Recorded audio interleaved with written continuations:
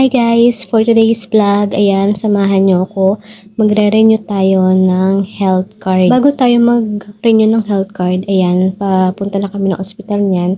Kasi nga, inihatid ko muna yung aking alagang dalaga sa college. Kasi nga, isang way lang naman, kaya sumabay na rin ako. Medyo malayo-layo ng konti yung ospital doon sa college. Kaya isahang daan na lang para hindi magastos sa gasolina at syempre isa lang yung aming maneho. Kaya nakisabay na lang din ako. Yun kasi ang utos. At bago naman kami makarating ng ospital, syempre nagpagasolina muna kami kasi naubusan na ng gasolina yung aming sasakyan. After namin magpagasolina, ayan guys, papunta na kami ng ospital ng mga oras na yan.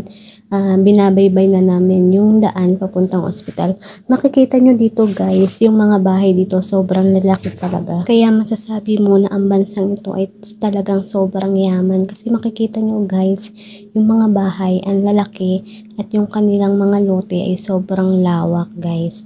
Parang yung isang bahay, mga katumbas na ng 3 bahay sa Pilipinas. At mapapansin nyo naman na sobrang linis na mga kalsada rito guys. Alam nyo ba na araw-araw may mga naglilinis ng kalsada dito?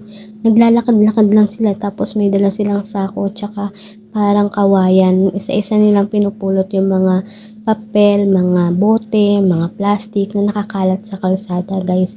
Yung mga taong yun, bayad yun ng gobyerno. Kaya nga ikaw na lang yung mahihiyang magtapon dito kasi sobrang linis ng kalsada dito. Kaya pati siguro walang kalat kasi may multa ang mga taong magtatapon ng basura. Ayan guys, nakarating na ako dito sa ospital kung saan ako magre-renew ng aking health card. Syempre, dahil bago pa lang ako dito, hindi ko pa alam kung ano ang gagawin ko.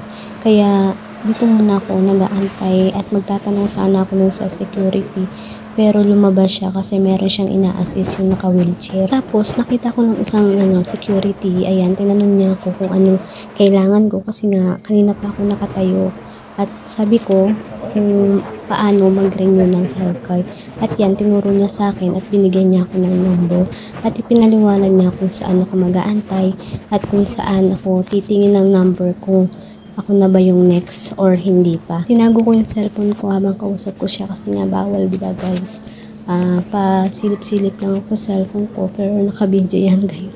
Pero hindi ko naman tinututok totally sa kanila yung cellphone. At yan guys, umupo muna ako dyan sa waiting area. Ayan, may mga Pinay din na nag-aantay. Pero guys, minsan kasi kapag may mga Pinay, hindi rin talaga nakikipagkwentuhan. Ewan ko ba kung bakit. Nahihiya din ako. Gusto ko sila una makipagkwentuhan sa akin bago ako. And then, ayan, waiting na ako na matawag yung number ko. Tapos, pupunta na ako doon sa cashier kung saan kailangan kong i-renew yung aking health card. Mabilis na naman yung proseso guys. Wala man lang 5 minutes yata, tinawag na rin yung number ko. Nag-appear na siya doon sa screen. Ayan guys, yung time na yan, nakita ko na nag-appear na doon sa screen yung number ko. Kasi bawat station may screen doon. Yun ang titingnan mo kung yung number mo na yung mag-appear. Kapag yun yung nag-appear na o lumabas, ikaw na yung next. Ito, dito sa cashier, ayan, lalaki yung nag-assist sa akin. Siyempre, chine-check niya muna yung ID ko kung okay ba or hindi.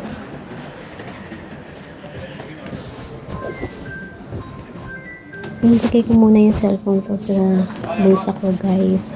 Pero naka-video pa rin yan.